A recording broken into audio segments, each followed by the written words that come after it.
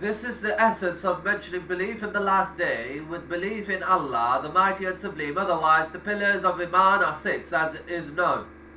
The last of which is the belief in the resurrection. However, he mentioned it with belief in Allah for emphasis, and because if one truly believes that he will certainly be raised and made to account and be rewarded, he will pay attention and get ready and establish the other pillars of Islam along with other obligations, and will abstain from the prohibitions. He said he should say that which is good or remain silent. Since part of belief in Allah and the last day and preparation for it is that the servant says that what is good or remain silent. Allah, glorious is He, has created this tongue in this person and taught him speech and clarity as a mercy from Him. Glorious is He and exalted. He hath not made for him from the stiff things that do not speak, or from the beast of the deaf and dumb who have impaired speech. Allah the Most High rather favoured him with this speech of tongue, speech and tongue. The tongue is a sword with 2 sharp ends. If you employ it for good, it brings about good for you. But if you employ it for evil, it brings evil and sin upon you based on what you utter with it. Because of the significance of speech, Allah, the Mighty and Sublime, has assigned 2 angels on the right and left side of men. They are regularly with him, writing what he says. He, the Most High, says, not a word does he or she utter, but there is a watcher by him, ready to record it. They are both taking records of whatever he says, whether in obedience or disobedience, and even the permissible. The verse is general, entailing everything the servant says, so the utterances that you make will be written and counted against you. If they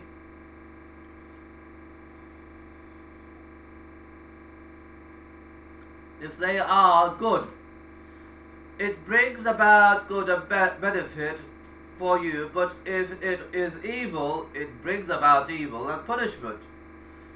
It follows that the most dangerous of what is in man is his tongue. So he said, will people be turned upside down on their faces?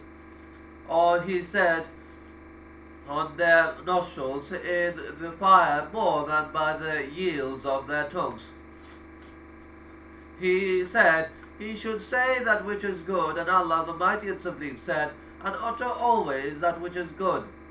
Good utterance is such as the tasbih, saying, the tahleel, saying La ilaha illallah, the takbir, saying Allahu Akbar, the recitation of the Quran, remembrance of Allah, ordering good and forbidding evil, acquiring beneficial knowledge, and reconciliation, and reconciling between people. Every utterance with which Allah the Mighty and Sublime is pleased is good. He, the Exalted, said,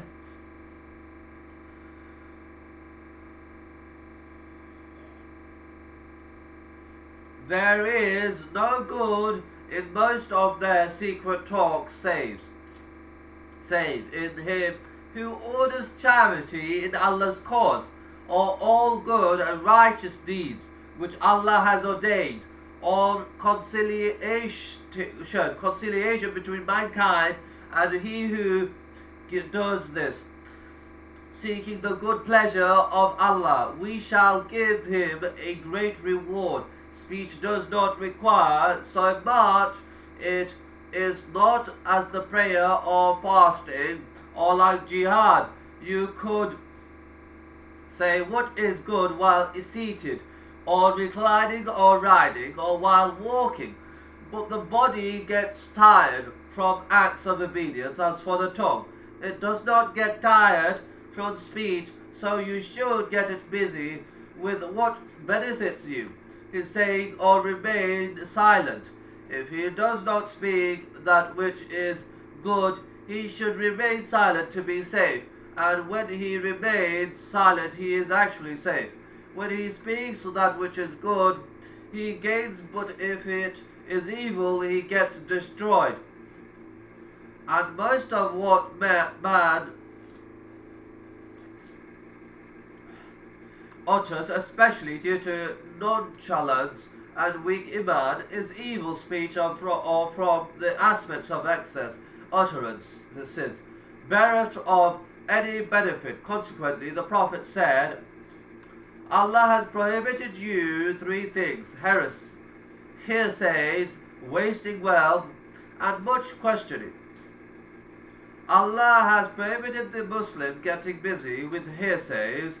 Such a person would gather the statements of people and get so busy with them, and other evil speeches like backbiting, slandering, cursing, falsehood, and perjury, and the worst of them,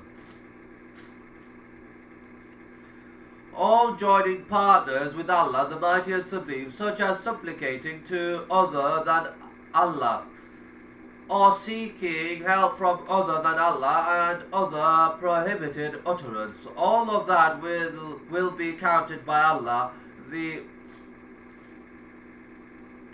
exalted, against the servant. It will be written in his record, and he will be asked about them on the day of resurrection. So the Muslim should preserve his tongue from that which is bereft of any benefit or something unnecessary, so that he rests and leaves the people to rest.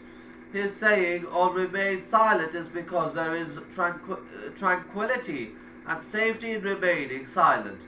If you utter an evil word, you would not be able to rectify and disprove it. But before you speak, you are in control of your tongue. As such, remaining silent is better than making blameworthy statements. Always make this rule a part of you.